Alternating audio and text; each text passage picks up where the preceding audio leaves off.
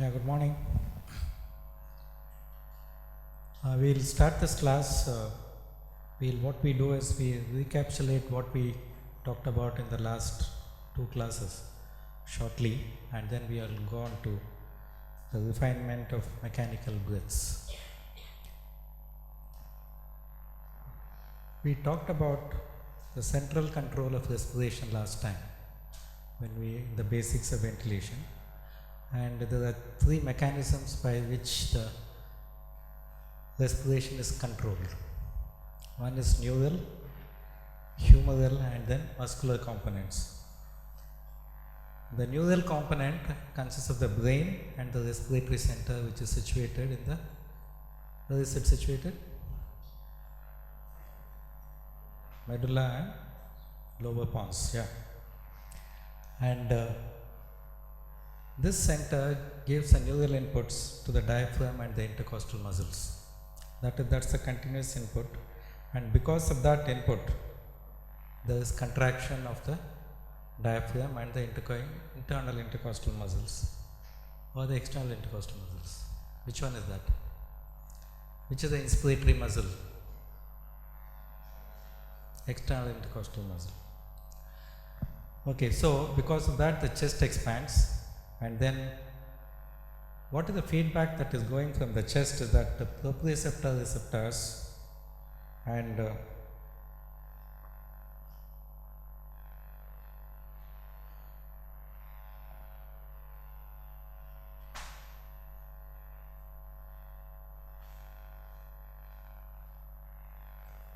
okay, so you have the receptors in the muscles, in the tendons, in the bone, and in the joints. So these receptors send a feedback to the brain to say that it is expanding. So that feedback gives a input into the expiratory center, and so the impulses from the expiratory center go on to the inspiratory center to suppress the neural transmission. And other kind of control is that from the central and carotid chemoreceptors, that is a humoral control that goes on, and that is again to the expiratory center, and from above, from the CNS, what is the center, higher center in the CNS? Inspiratory, expiratory, apneustic, and then what is the top control? Pneumotactic center. Okay, so that has a total control on that by inhibiting the inspiration. So these are the things that happen in the central nervous system for controlling the respiration. So what happens that from that brain, when the impulses come, they initiate the inspiratory muscles, and these muscles contract. By this contraction, what we are trying to achieve is this and this. So we want the alveolar pressure to become negative, and because it is negative and at the start of it is slightly positive, so you get a range of pressure difference, and this pressure difference is going to produce a flow across the airways, because what is here is atmospheric and what is here is negative, and so there is a flow that is taking place from the atmosphere through the airways to produce a tidal volume here. This flow is going to be regulated by the resistance that is offered by the airways. According to if there is an increase in the airway resistance, the flow is going to be less, and vice versa. That is how it's going to be. And so our target is to get a tidal volume, and we have produced a negative pressure, and that has produced a flow, and a volume has been delivered. That is what we have achieved by this activity of neural input and then inspiratory muscle activity, and that is now this I said is influenced by the compliance, because if the compliance is less, then the volume delivered will be less, and the normal compliance of the lung is, how much is it? 100 ml per centimeter. So if there is a pressure difference of 5, then you will get a tidal volume delivery about 500 ml. And that's what we have said. And during the expiration, what happens is that the expiratory muscles contract, or the recoil of the lung itself produces a little positive pressure in the alveoli, and that positive pressure produces a flow out, because in the atmosphere it is 0, and so because of this there is a flow into the atmosphere and the patient breathes out. And that is what, again, this is controlled by, I won't say control, it is influenced by the resistance that is offered by the airways, and that's the flow that you get. And here the recordings are usually, when it is towards the transducer it is positive, when it is away from the transducer it is negative. That is how it has been recorded as positive here and negative here through the same transducer. Same way the volume also recorded the same way.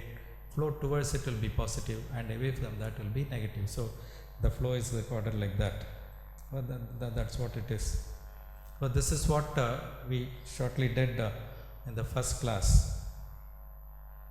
And then what we find is that we produce a waveform which is sinusoidal.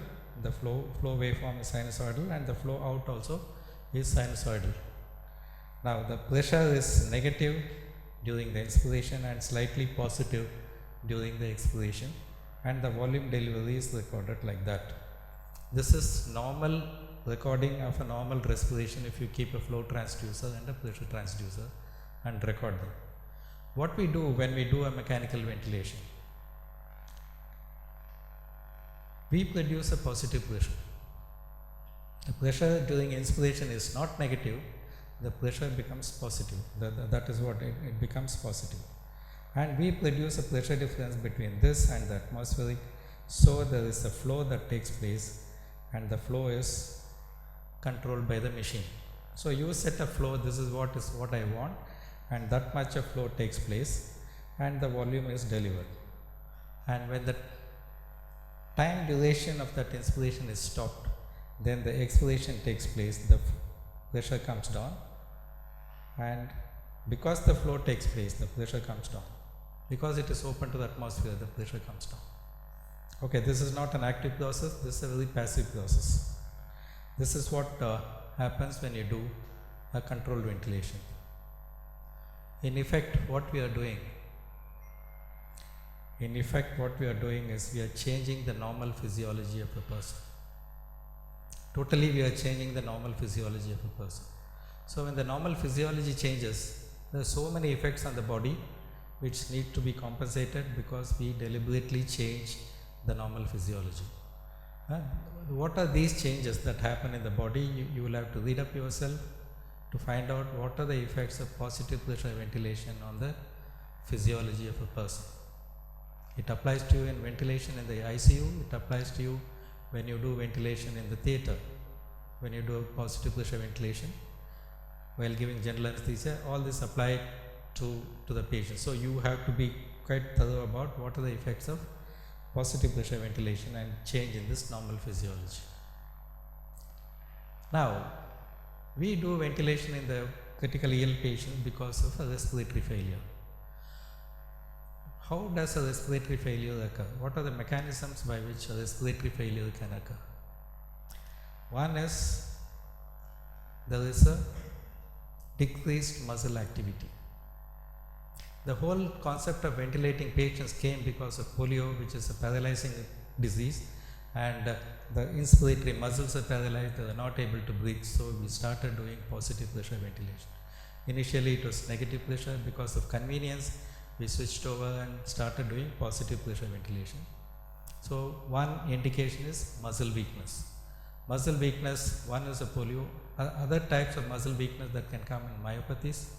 What are the common examples that you can give which used to be there, which is the viral infection before? One is polio, other one? Guillain-Barré syndrome. Yeah, so in that one, so patient does not make an attempt, the whole muscles are paralyzed, so you put them on ventilator and start ventilating. What are the other reasons for ventilatory failure? Other one is an increase in resistance in the airways. What are the conditions in which there is an increase in airway resistance? COPD, bronchial asthma. Yeah. Anytime there is an edema of the airways, there is an increase in the resistance. Okay, that is another reason. And another reason for respiratory failure is, how is this overcome? When there is increase in the resistance, the muscle activity increases, the inspiratory muscle activity increases, and so you produce, we'll come to that a little later. Other reason for respiratory failure is reduction in the compliance. What are the examples? Lung fibrosis is the end stage. Before that, pulmonary edema, and pneumonia, infection, all that. See, anytime there is an affection of the alveolar membrane and an edema, then you have compliance change. Anytime there is a edema of the airways, you get an increase in the resistance. It is not a purely one and one. It is always a combined one. Some amount of lung parenchyma is involved, some amount of airways is involved, and that is how the whole patient behaves, not just this is one, that way. So when there is a reduction in the compliance, what is the compensatory mechanism? There is an increase in the frequency. So because the volume delivery is less, then you start breathing faster. So if instead of 500 ml and then 10 breaths per minute, if it becomes 250 ml, then the patient starts breathing at 20 per minute, because the whole target is to produce alveolar ventilation, which is satisfactory for elimination of carbon dioxide. That is what it is. So that is achieved by increasing the frequency and with a lesser tidal volume. So that is what is the compensation. Again, when here there is a increase in the resistance, the compensation is by increasing the muscle activity. So the pressure, negative pressure that is developed here, the alveolar pressure that is developed here is much more negative, and so a flow can take place within a shorter period of time because of increased pressure difference. So these are the two compensatory mechanisms that come into play, and you will find both of them, what do they do? Both of them affect the inspiratory muscles. So you find the patient is breathing well, you go to and see a patient, say patient is alright, patient is breathing well now, oxygenation is maintained, everything. Suddenly this patient stops breathing because of fatigue, the inspiratory muscle fatigue, and so slowly he stops breathing, and then you start running about saying that no, the patient has gone into failure. But this is not a sudden process, it is a process that is going on for a long period of time before it culminates in that. You have to identify the patients before they end up with stoppage of respiration because of total fatigue. So that is why we say early warning signs, when we say if the frequency goes more than, what is that? When you go and see a patient, if the frequency is more than 30 per minute, you say the patient should be observed, and same way if the inspiratory muscle activity is quite high because of thing, then again you will have to recognize it.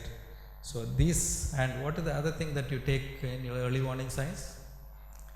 Rapid response team goes there and does what?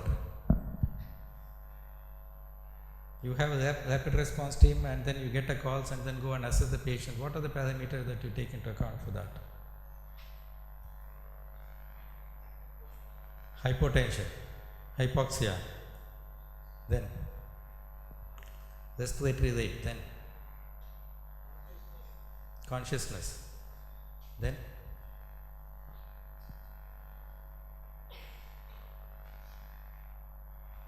the duration of respiration and additional sounds that are produced. What else you have put up here? Additional sounds. Okay. Now this is what it is. Because the respiratory failure could be because of reduction in the compliance, or because of increase in the resistance, or because of muscle weakness. Finally, muscle weakness comes even when the other two are there at the end stage. So this is how the respiratory failure comes. So that is what is finally the failure, the mechanical failure of the muscles.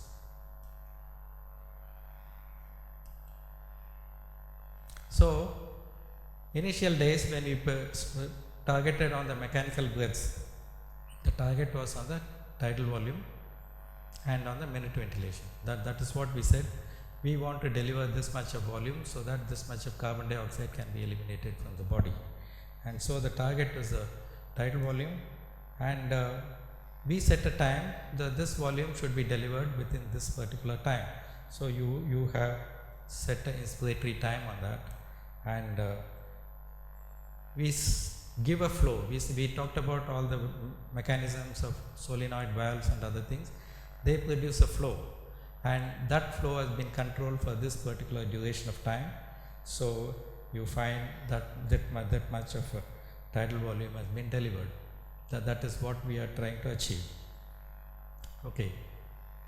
When doing this, we say that this inspiratory time is part of the full respiratory cycle, and it is controlled as an inspiratory-expiratory ratio, or it is controlled as an inspiratory time and an expiratory time, setting these two. That is how you are setting the ventilator to deliver this particular volume.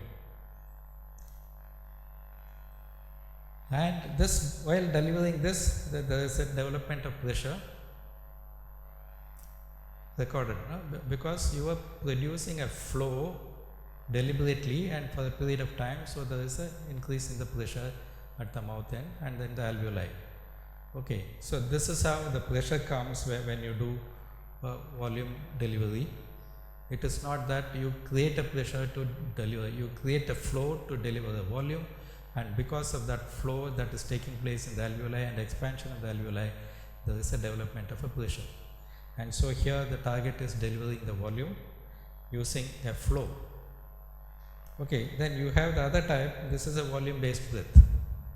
You have the other type, which pressure based, and what do you do in this pressure based one?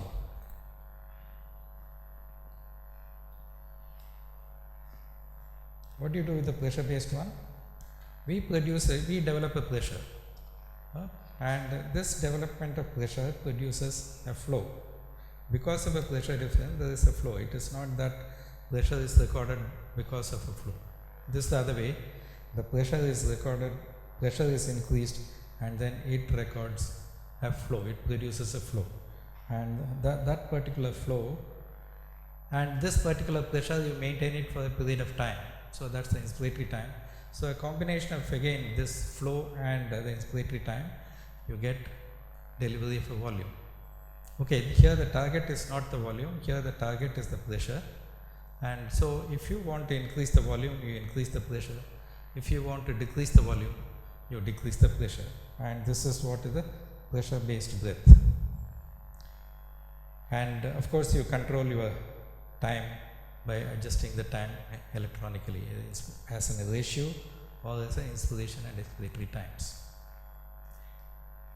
And you have one more that is called a trigger. We'll come to that as we go on. This is a delivery of a breath for removal of carbon dioxide.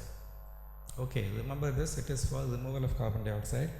For having a control on the oxygen, you will have to use the inspired oxygen concentration, and then you have to use the other setting, that is PEEP, positive and expiratory pressure. These are the factors which influence the movement of oxygen from the alveoli onto the blood, because oxygen moves by a pressure gradient. We have talked about it. So if you increase the partial pressure of the oxygen in the alveoli, then the movement will take place. To facilitate that movement, you can use a positive pressure in the alveoli that will facilitate movement of oxygen. So this is how you control the oxygenation. So let us come to the breath delivery. What are these types of breath delivery that are there?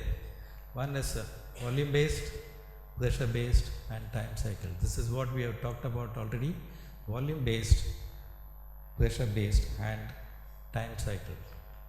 So what do you mean by this? These breaths are machine initiated. These are initiated by the machine and it is terminated by the machine. Remember that. Patient has no control. So you are setting up the machine, so it is initiated by the machine and it is terminated by the machine. So these are the mechanical breaths which are either volume based or pressure based, but time cycle. These are the volume and pressure. They call volume control ventilation, pressure control ventilation. See, the terminologies have changed quite a bit. Initially the VCV used to be referred to as volume cycle ventilator. PCV used to refer to pressure cycle ventilator. So they were referring to the cycling of mechanism of the ventilator. When does it cycle off from inspiration to expiration? But slowly we have evolved, and now they refer to the control that you have. You have a control on the volume or you have a control on the pressure. That is what it is. And this is the one type of breath delivery where it is totally machine initiated and totally terminated by the machine, and the cycling mechanisms are put inside, so it is totally independent of the patient. Okay. So what happens when it is like this? When we used to ventilate, the machine, it's on its own. You set something and it goes on its own. It is like driving a car without a brake.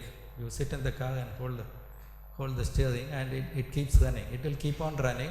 You just have to manipulate to find your way without dashing onto anything. That is how it is. Okay. Now, but the patient is on his own. So you find that there is a total dyssynchrony between the two, which needs to be addressed, because patient takes a breath, he doesn't get a volume because the machine is not tuned to that, and then patient wants to breathe out. That time a volume comes inside from the machine, and so the patient cannot breathe out, cannot breathe in, because it is not in synchrony with the patient. So that is what is stated that we used to have, and so there is a need for an interaction between the machine and the patient to make it comfortable, and so there needs to be an absolute synchrony between the two if you want to achieve something by you doing this mechanical ventilation.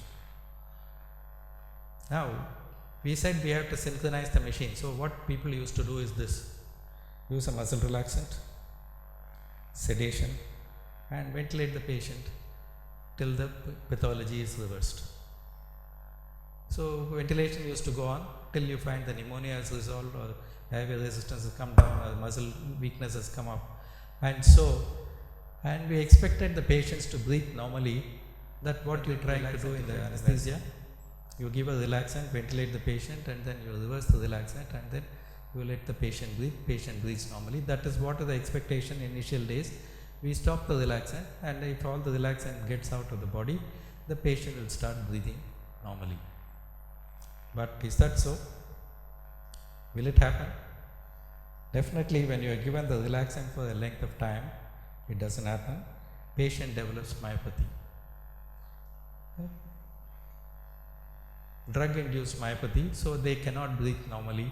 When even after the effect is gone off, patients who have come with a normal muscle physique also are not able to breathe satisfactorily when you have ventilated them for a period of time. That is what is the end result. So we decided that no, the patient, how to get them out if they don't breathe. So they thought about mechanisms by which you can allow the patient to breathe when you are ventilating itself. So we have the first refinement that came in 1972 to 75, and that is the intermittent positive pressure ventilation. What is this intermittent mechanical ventilation? Intermittent mandatory ventilation. What is this one? This is you allow the patient to breathe in between, but you set a rate, and then machine will deliver. You say I want to deliver 4 liters of minute ventilation. You set the machine for delivering that, and then between the breaths you allow time and have a valve inside, so when the patient breathes, air from the atmosphere will get into the circuit and go to the patient. So the patient is allowed to breathe into the atmosphere in and out, and certain mandatory breaths are delivered to them so that a minute ventilation is maintained. So that is called intermittent mandatory ventilation. Again, what we are trying to do, we are trying to allow the patient, but when the patient wants to breathe out, the machine breath might go inside. And so the patient won't be able to breathe out or breathe in. Machine will not be, so there will be a total fighting between the machine and the patient. So we used to call it the patient is fighting the ventilator, so paralyzed. Stop the fight. Okay, one way is to just put the patient down with the paralysis and sedation so that he doesn't fight the ventilator. I can achieve, I have won. That is what is the thing. What we mean by I have won, whatever I have said is being delivered to the patient, I am happy. We are not sure that the patient is getting benefited by what we are doing, though patients are recovering at the end. Okay, that is why there is then came the synchronized intermittent mandatory ventilation. We said that no, the machine should not deliver the breath when the patient is trying to breathe out. So the machine should deliver only when the patient is taking an inspiration. So it should be synchronized to that, and the breath delivery from the machine should go at that time. That is how we got into synchronized intermittent mandatory ventilation, which you call now as SIMV, short form. And so there is a synchronization during the inspiration to tell the machine you start the flow now. So that is what it is. And so synchronize all the mandatory breaths. That is one. Here what you used to do is that you allow a period of time in which the patient breathes, and then it waits for that the next inspiration, then delivers the mandatory breath. So when you want to give a 4 seconds of expiration, 2 seconds, 1 second of inspiration for mechanical breath. So the mechanical breath will be delivered in 1 second. That expiratory time will be 4 seconds in which the patient can breathe. You increase, you reduce the rate. So the total cycle time becomes 8 seconds if it is about, say if you set a breath rate of 8, then the total cycle time becomes 7.5 seconds. So patient has a time period gap of say 1.5 second goes for inspiration, remaining 6 seconds are there in which the patient is allowed to breathe. And at the end of this 8th minute, when the patient takes a breath, the next breath will be delivered by the machine. So that is how it has been synchronized. So that is how. So as you keep reducing the rate of mechanical breaths, mandatory breaths, the longer time is given for the patient to breathe. And so they started using this and started reducing the rate of mandatory breaths, and to see that the patient regains their own spontaneous breathing satisfactorily, and then they took off the ventilator. So without compromising on the patient's safety. So this is what they did. It is not just disconnect the patient and let the patient breathe, and the patient doesn't breathe again, you put back the ventilator. That is not done. This is introduced to see that gradually you can wean off the machine from the patient. So how to synchronize this? So this is the normal breath that we have seen, that we have recorded and shown. This is the flow, this is the pressure, and this is the volume that has been delivered. Now the machine just waits. You set a predetermined negative pressure. So that's what you have put here. This is the predetermined negative pressure. You decide on what pressure the patient has to develop for the machine to sense it and give an inspiration. Then you also set a patient has to develop that much of negative pressure to trigger the ventilator, so that when the patient starts breathing, there is a negative pressure that is created, and once it reaches that critical value, then the next inspiration starts, the whole cycle is done. So this is how the synchronization is done, by sensing the pressure that is developed in the airways. So this is called the pressure triggering. This is, you set the trigger, so minus 2 centimeters of whatever the patient develops, then the next breath should be given from the machine. So these commands you give it to the machine. Okay, that is how it is.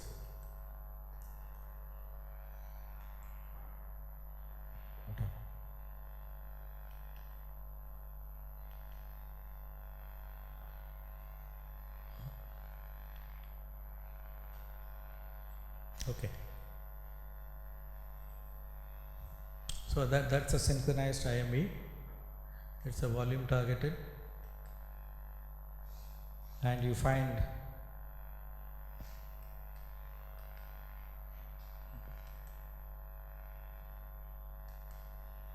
so that's a breath.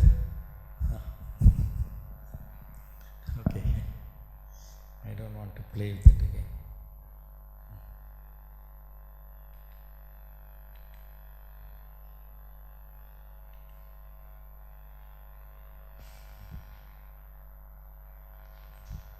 Okay, just to show you graphically how exactly the synchronization takes place. So this is the breath that is the patient is breathing on his own, and the volume that flow he gets and volume he gets is much less, and this breath has been triggered because the time has come, and then the patient gets the mandatory breath. This is how the synchronized IMV, SIMV works, and you keep increasing this time so the patient gets more and more time for breathing spontaneously.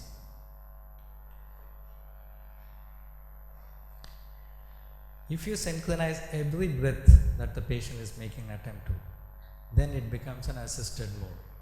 So what you find is every breath that is the patient is taking is triggered and then assisted by the machine. Okay, so you find here this is what it is, and every breath is assisted. And so we used to have a mode called assisted ventilation. So when you put the patient on ventilator, every breath that the patient takes will get assisted by the mechanically set with the parameters. So if you have set an inspiratory time of 1 second and you have set this volume to be delivered, so the same thing will be delivered for every trigger that the patient gives. It is at cost of what?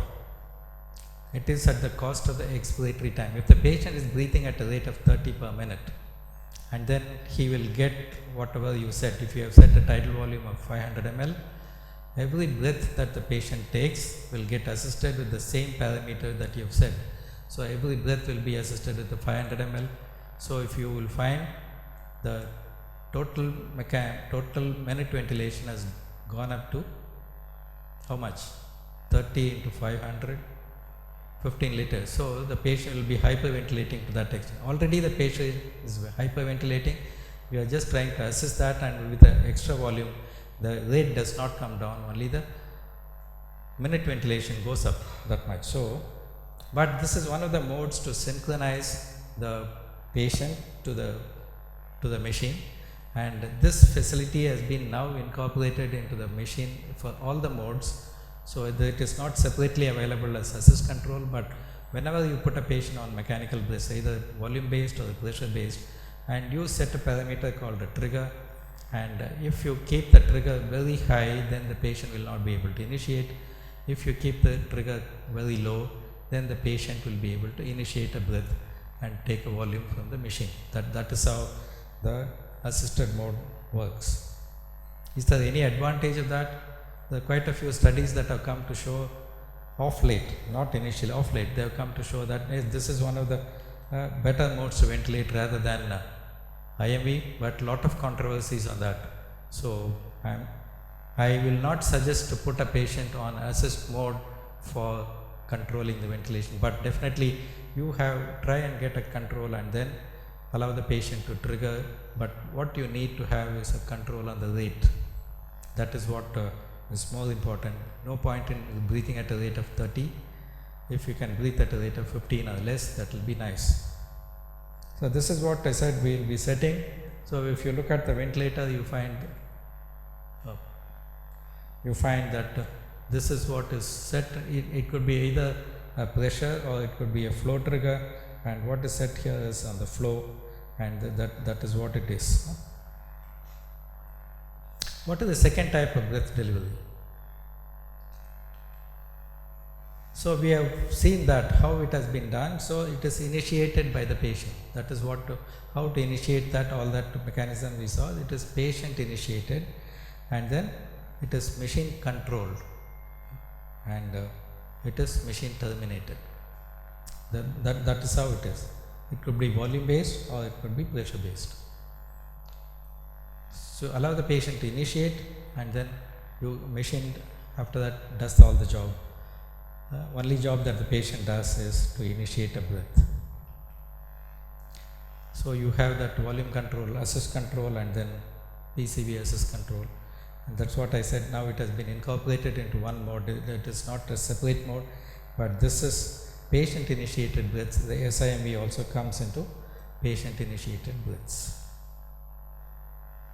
So when you do this SIMV, what is the problem when you use a volume control mode? You find, you see here, this is the patient initiated breath, this is the machine initiated breath, then the patient is trying to take a larger volume. Patient demand is quite high, so what happens, you find the pressure instead of going up, goes down. Normally the pressure goes up like that and the flow is being met. But if the patient demand is more, then it is not going, so negative pressure is developed in the lung because the flow doesn't take place, and you find a recording like this and so you have, this is called a flow starvation curve.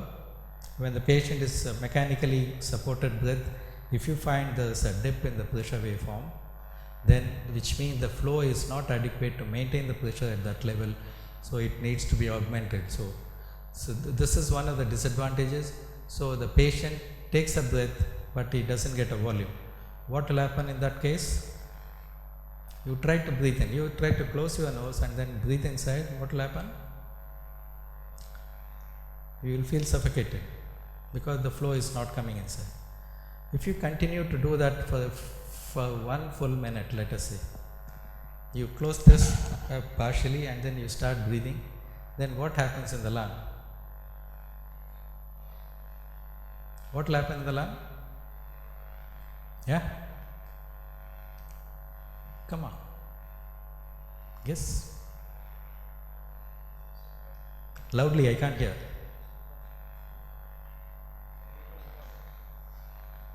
All of you together. One person loudly.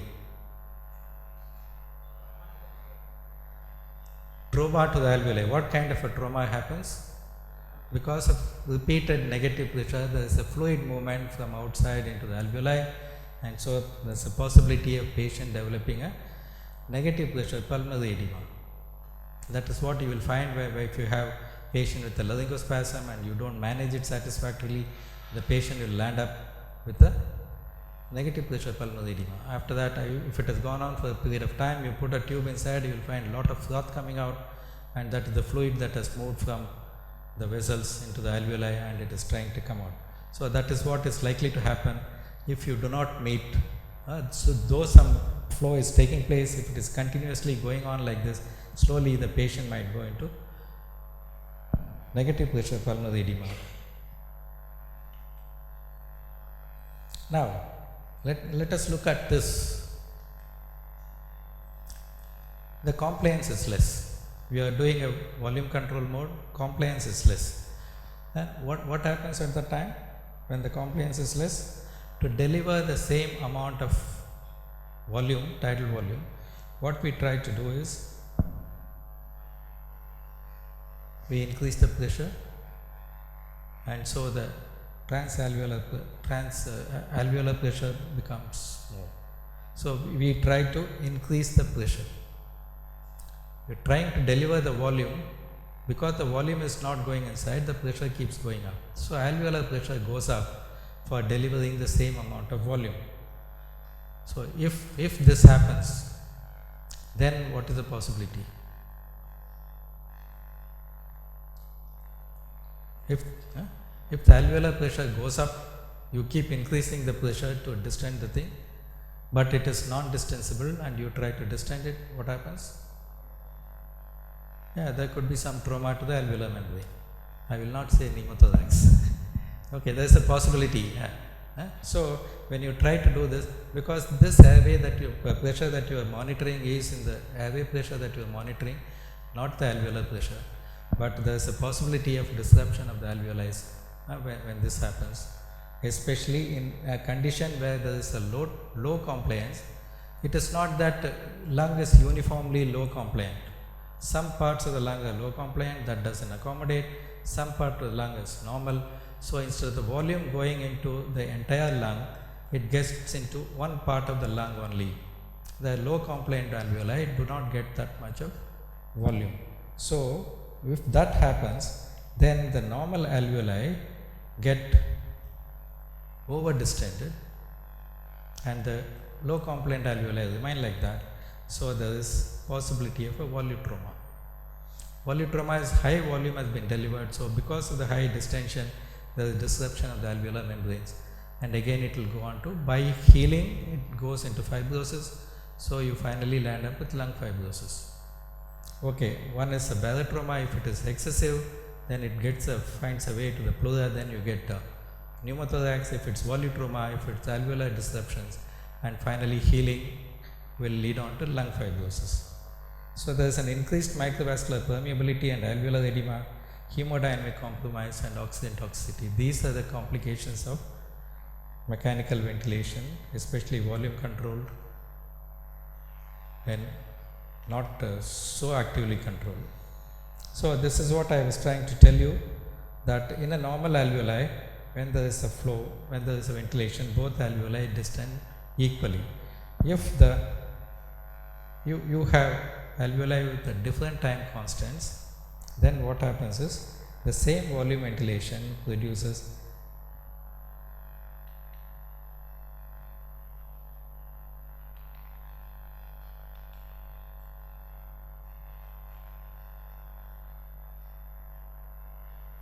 this is what happens. So you find 75% of the ventilation goes into the normal alveoli, only 25% goes into the low compliant alveoli. So this gets over distended. This alveoli gets over distended and can lead on to, and gas exchange, if you look at it again, is going to be affected by this. So if you switch over to a pressure based ventilation in these patients, what happens when you do a pressure based, you apply the pressure, so that this alveoli gets distended, there is no more pressure, the pressure equilibration has taken place, but the pressure is maintained, and the pressure in the non-compliant lung, that is less, so the flow continues to take place into that alveoli, and that also get ventilated. So this is one of the advantages of a pressure controlled ventilation, when there is different compliances there and you maintain a pressure for a period of time. So the fast alveoli fill up faster, but it cannot over distend, but the slow alveoli have enough time for getting ventilated because the pressure is maintained for a period of time, and so they also get, so the ventilation predominantly becomes uniform. That is what we presume, it becomes uniform, and the patients will behave better. So that is what is the pressure controlled ventilation. What you do here is you are increasing the pressure here and maintaining the pressure at the same constant, so that the flow takes place to deliver the tidal volume. That is how it is going. You increase the pressure here and the pressure difference, and you maintain it for a period of time, so that the low compliant alveoli also get ventilated satisfactorily.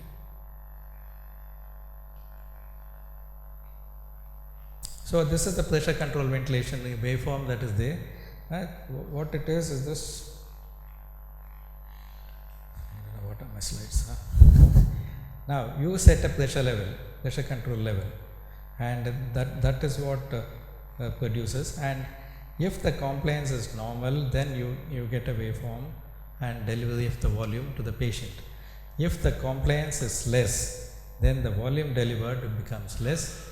If the compliance is more, for the same pressure, the volume delivered will become much more. This is a less compliant, this is normal, and more compliant. So with the same pressure, you will get differing volumes delivery to the patient totally, depending on the compliance of the. So you have an absolute control on the pressure that you are developing. So you can adjust the pressure so that you can meet whatever volume that you want to deliver. And that's what we have seen last class. What you set is you set a pressure, and then you set a ratio, and you set a rate. And this is for oxygenation, these two, and this is for triggering, so a patient gets synchronized to whatever effort that he has got, and that is the pressure based ventilation. When you introduce NICE-IME without a support, I mean this is what the normal breaths of the patient, even in pressure controlled, pressure targeted, the patient is allowed to breathe, and he breathes at whatever effort that he has, he can breathe and take a volume in between. So these are the two mandatory breaths that are going. Any doubts up to this? So this is what I am just trying to show, the difference between the volume control and the pressure control. And you find that there's in the mechanical breath there's a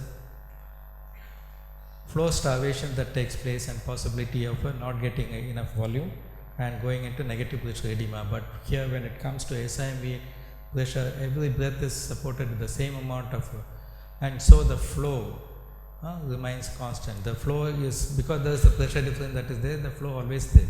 So whatever is the patient's demand, according to the patient's demand, the flow will be delivered by the machine.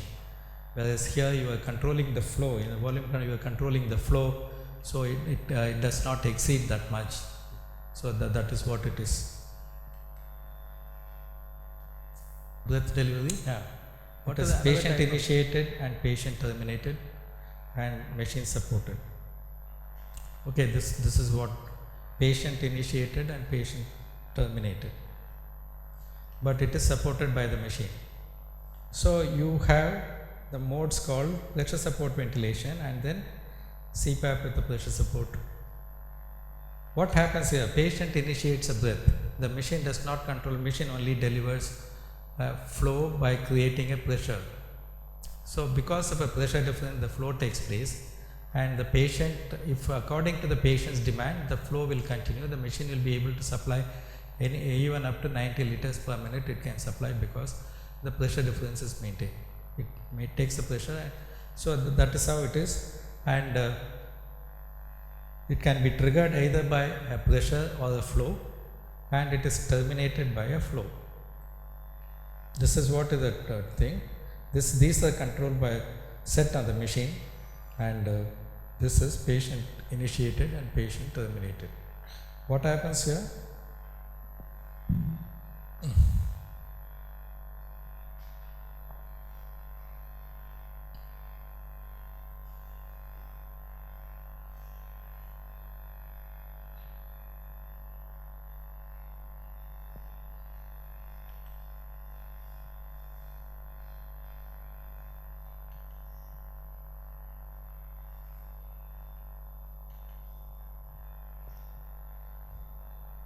These are the pressure supported breaths. What you set here is, you set a pressure support level. Okay, that's what is the level that you set.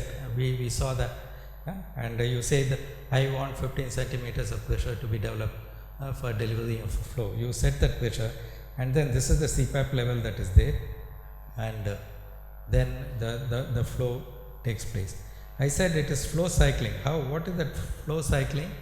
So the machine will be told, this is the peak flow that you are measuring, that's the peak flow, and the flow, if the flow comes down to this much percentage of the peak flow, then stop supporting the breath. So it will stop the pressure that is set.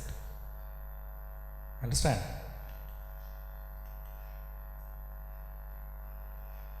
So you can set it as 40% of the peak inspiration, or 10%, or anywhere between. So you set it as a percentage of the peak flow, and when the flow comes down to that particular level, then the termination takes place. When does the flow come down? When the patient starts breathing out. What happens? See, you want to breathe out. What the first moment is, you stop inhaling, the inspiratory muscles stop. So there is a stagnation, and the pressure is maintained. It doesn't become more negative. So it becomes positive. When the pressure becomes positive, the pressure difference between what is set on the machine and what is in the alveoli comes down, so the flow comes down. So, and when the flow comes down to 40%, that's what we said, when the flow comes down to 40% of the initial flow, then it changes over to expiration. So the patient breathes out. So depending on the patient's comfort, you have to set this value for termination of the breath. By observing the patient's comfort, then you will have to set this value for termination of inspiration. That is most important when you set the pressure support ventilation. Okay, what is pressure triggering? Where is the pressure sensed? these are the important things, because machine is going to be sensitive to these things. Is it sensed at the patient end or it is sensed at the machine end? How much time it is going to take for sensing and delivering the breath? How effectively the patient effort is transmitted to the sensor, and how quickly the machine responds to the sensing. And these are the things that you will have to look into, that people have worked on that, and that is called the response time of the ventilator. You find here, this is the time when the patient has started initiating, and this is the time when the patient gets a breath. So you have a time gap between these two, initiating the breath and then delivery of the breath. That is the response time of the ventilator. That is the machine. So when you are trying to select a ventilator, one of the parameters you look at it is how responsive is the ventilator to make the patient more comfortable. Usually it will be in milliseconds, 300 to 400 milliseconds, that is what it will be. If it is, and a lot of effort have gone on to bring it down to 200 milliseconds, so that the delivery of the machine responds to the patient much more effectively. And that is one. The other way of synchronizing it is, this is what you find here. You find there is no negative pressure here, and here the flow has become slightly positive. So this is called the flow triggering. You can also set a flow triggering by saying that if the flow comes down by this much, then your ventilator should start off. So the ventilator doesn't wait for that particular pressure to be developed. How is this flow triggering work? There is a preset base flow on the ventilator. There is a continuous flow that is taking place all the time, even when the patient is breathing out. And this is being measured at the expiratory side, and the fall in the pressure, preset pressure, to a value will trigger the ventilator. So you found that I showed one, it showed trigger flow 2. If the flow drops down by 2 liters, that is sensed at the expiratory end, then the machine will start the breath and then deliver the higher flow. That is how this flow trigger works, and depends on the sensitivity of the flow sensor. Patient always gets some flow, because there is always a base flow, and the patient, when he breathes, there is a flow that goes inside. Because the flow goes into the lung, the flow measured at the ventilator end, expiratory end, comes down, and the machine delivers much more flow to meet the patient's demand. That is how the flow triggering works. So this is the flow triggering has come on only in the last about 15 years into the market, and it has been refined to a very large extent now. So many ventilators working on that flow trigger mechanism. Plus pressure trigger is always there. That's the basic thing that is there in the machine now. Inspiratory flow patterns, and let's skip this. Now another thing, we said the response time, and it should deliver by how fast and how much flow does it deliver. Does it matter?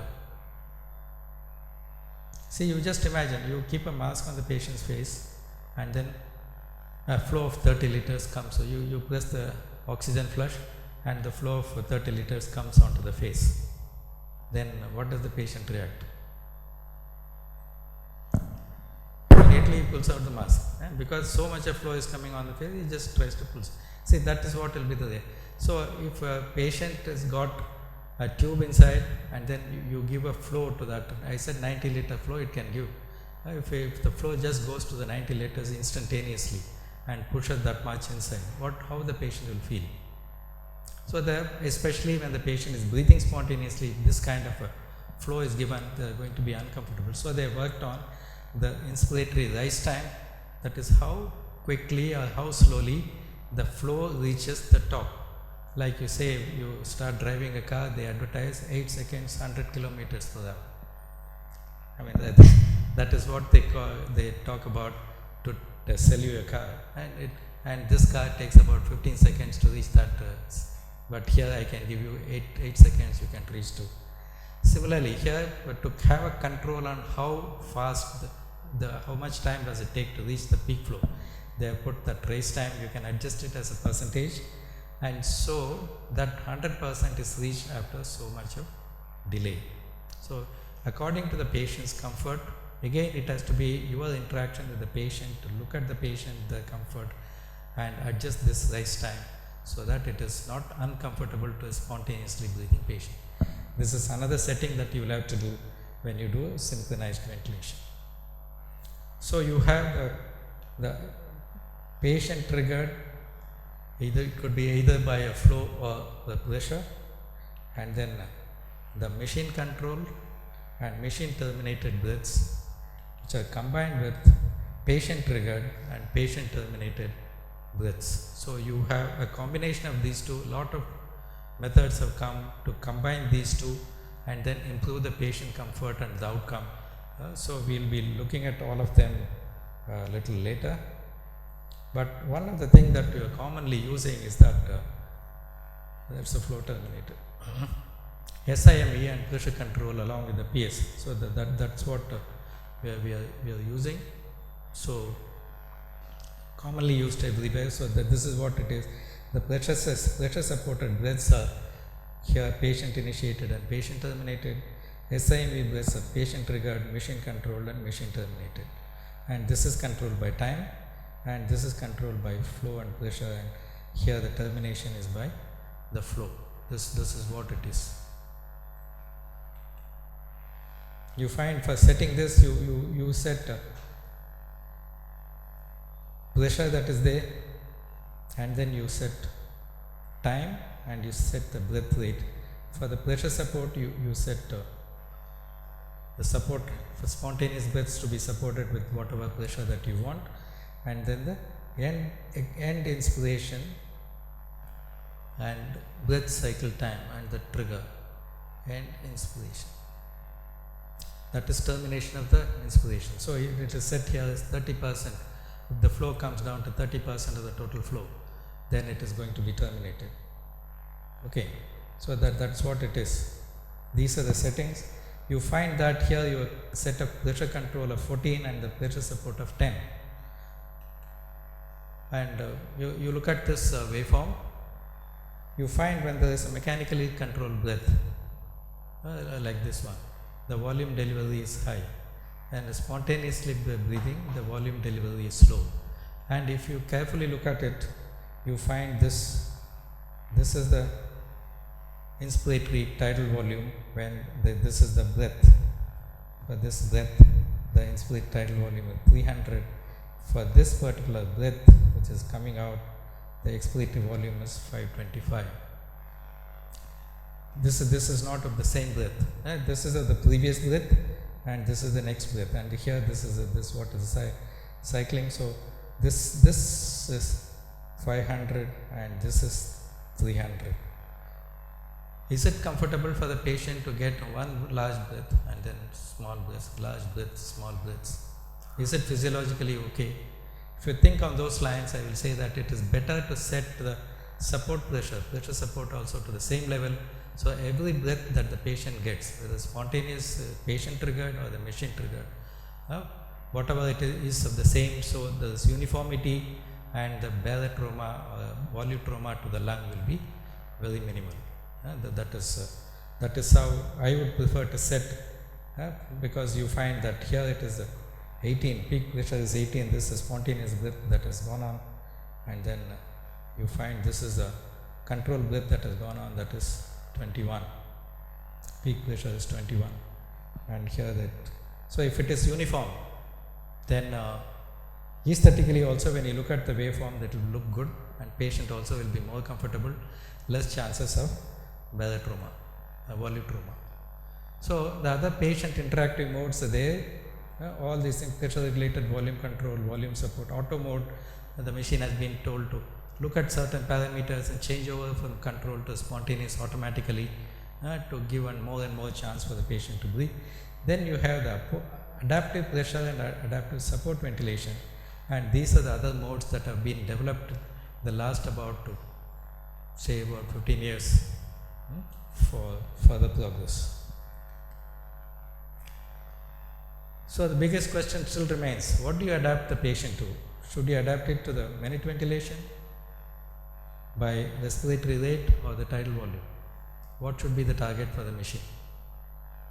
From total to spontaneous, should it be based on volume, or should it be based on the pressure, or should it be based on the rate? What is the ideal? This is for you people to think about and read about, because a lot of development has taken place in the last about, I said 15 years. So quite a few ventilators have come with rate controls. Ventilators are giving you a changeover based on the volume, based on the pressure, based on the rate, automatic changeover. If you take the Galileo, it talks about adaptive support ventilation based on the rate and the work of breathing, and you take this gives you both options of changeover on volume based or the pressure based, both ways, and tidal volume or the respiratory rate. So these are the questions are still not answered, but quite an amount of refinements are going on in this. So it is still continuing, and this lecture was prepared in 2010. Okay, on the basics you find it has not changed, the basics remain the same. The adaptation and other things, these are the things that have happened in the last about 10-15 years, and quite an amount of work is going on. And after the report by that ARDS study, where they said always use a low tidal volume ventilation, don't exceed 4 to 6 ml. Everybody has forgotten about all this. They are all fixed onto only that target of delivering a tidal volume which is between 4 to 6. Whatever is the mode of delivery, they are not bothered, and the only target seems to be, don't want to produce a volutroma. That is all it is, and I will deliver. I will accept a high carbon dioxide level. I will accept the patient breathing fast. I don't care about all that, but my target is only this. But that also is not the right attitude. You have to balance between everything. Yes, you got to give you to produce, reduce the amount of volutroma. Yes, you go for the low tidal volume ventilation. But how much of the CO2 accept, permissible hypercapnia, that is what it is. And how much you accept, how much you allow it to go on and still continue with the low volume, and when do you make an effort. And now they have said, no, if that is going above that level, go for ECMO and take out all the carbon dioxide and oxygenate and allow the lung to rest and recover. Yes, the body has got a lot of reserve to recover by its own if you do not interfere and if you do not produce damages. And so whenever you put a patient on a positive pressure ventilation, your first target should be to see when and how fast I can take off this support, because I am changing the normal physiology. Continuing with this abnormal physiology for a length of time is not going to be helpful to the patient, and I should get the patient out of it as soon as possible and allow the patient to recover. So that should be the strategy whenever you put the patient on ventilator. Thank you.